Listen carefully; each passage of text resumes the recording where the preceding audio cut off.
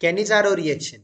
Aldehyde which lacks alpha hydrogen when heated with concentrated NaOH undergo a disproportionation reaction.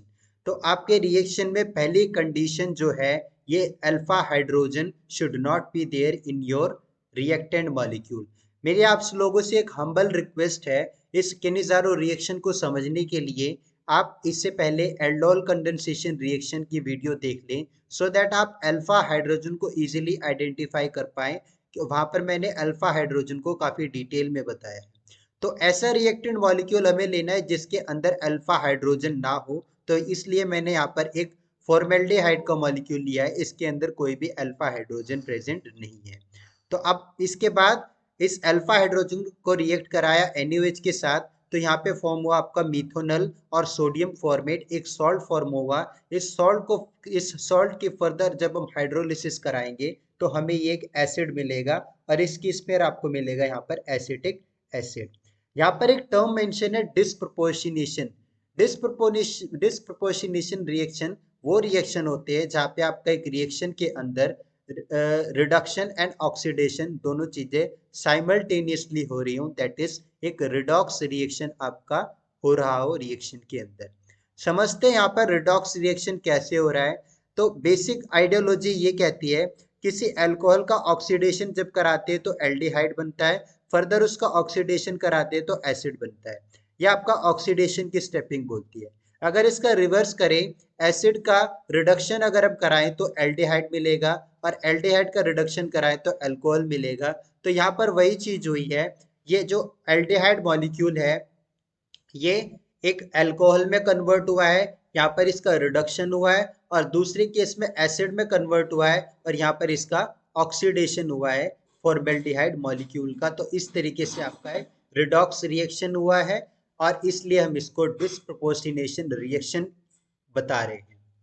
इसमें क्या होगा आपका, जो आधे मॉलिक्यूल है, one half of reactant molecule will convert into carboxylic acid, that is oxidised product, and other half will convert into alcohol, that is reduced product, and this reaction is known as Cannizzaro reaction. In the next coming to the next part, हम समझेंगे यहाँ पर mechanism of action of Cannizzaro reaction. तो step one में आपका OH minus attack करेगा आपके reactant molecule पर, और ऐसा रिएक्टेंट मॉलिक्यूल जिसके अंदर आपका अल्फा हाइड्रोजन एब्सेंट है।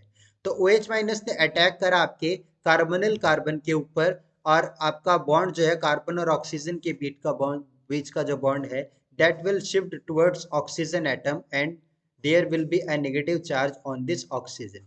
सेकेंड स्टेप में आपका ये होगा, दूसरा आपका जो रिएक्टेंट मॉलिक्यूल है और आपका पहला प्रोडक्ट जो है आपको जो मिला है आपके स्टेप वन से, उसके बीच में आपका जो नेगेटिव चार्ज था ऑक्सीजन के ऊपर, that will shift towards this carbon atom, और ये कार्बन एटम अटैक करेगा आपके सेकेंड रिएक्टेंट मॉलिक्यूल को, जिसकी वजह से आपके कार्बन और ऑक्सीजन के बीच का बॉन्ड है वो ऑक्सीजन की तरफ शिफ्ट होगा। जैसे ये शिफ्ट होगा तो आपकी जो लिंकेज है, जो आपकी अटैचमेंट है, कुछ इस तरीके से होंगी। बात करते हैं इसके मैकेनिज्म ऑफ एक्शन के बारे में। स्टेप वन में आपका ये होगा, जो OH माइनस ग्रुप है that will attack to your carbonyl carbon, और उसके कार्बन के ऊपर अटैक करेगा, जिसकी वजह से आपका C डबल बॉन्ड O में जो आपका बॉन्ड है कार्बन और ऑक्सीजन के बीच में, वो आपका शिफ्ट होगा टुवर्ड्स दिस ऑक्सीजन, और ऑक्सीजन के ऊपर आपका नेगेटिव चार्ज आ जाएगा। अब सेकेंड स्टेप में आपका जो फर्स्ट स्टेप से आपको जो प्रोडक्ट मिला वो और सेकंड रिएक्टेंट मॉलिक्यूल आपस में रिएक्शन दिखाएंगे कैसे। ऑक्सीजन के ऊपर नेगेटिव चार्ज जो है वो कार्बन की तरफ शिफ्ट होगा, और अब ये जो आपका कार्बन मॉलिक्यूल हाइड्रोजन मॉलिक्यूल है, ये हाइड्रोजन ये यहाँ से ब्रेक हो जाएगा, और ये जो ब्रेक्ड हाइड्रोजन है ये आपका सेकेंड वाले रिएक्टेंट के कार्बन के साथ जाके अटैच हो जाएगा to form this CH3O minus ion. और आपके फर्स्ट वाले पार्ट में से आपका कार्बन और ऑक्सीजन के बीच में डबल बॉन्ड बन गया, और बाकी आपका रिएक्टेंट, बाकी आपका जो मॉलिक्यूल है वो एज इट इज है। जो आपका जो ये प्रोडक्ट है ये थोड़ी अनस्टेबल स्टेट में, क्योंकि ऑक्सीजन के ऊपर नेगेटिव चार्ज है।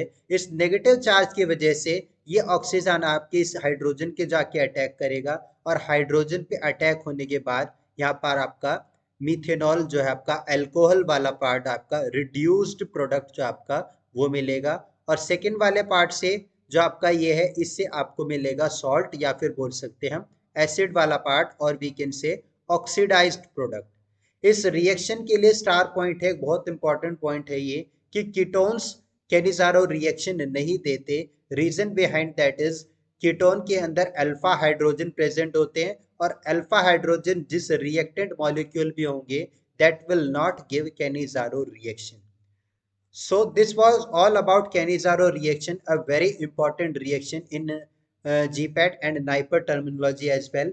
इस YouTube चैनल के ऊपर फार्मा पावर के ऊपर बहुत सारी इंफॉर्मेटिव वीडियो है regarding your career counselling and along with that many other informative video are available in this YouTube channel.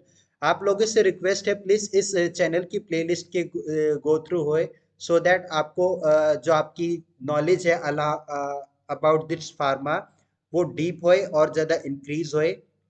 आप वीडियोस को एक बार देखिएगा, आपको बहुत सारी इंपॉर्टेंट वीडियोस मिलेंगी। So thank you very much for watching this video. I hope you will like this video. Please do subscribe the channel. All the very best. Bye bye, take care.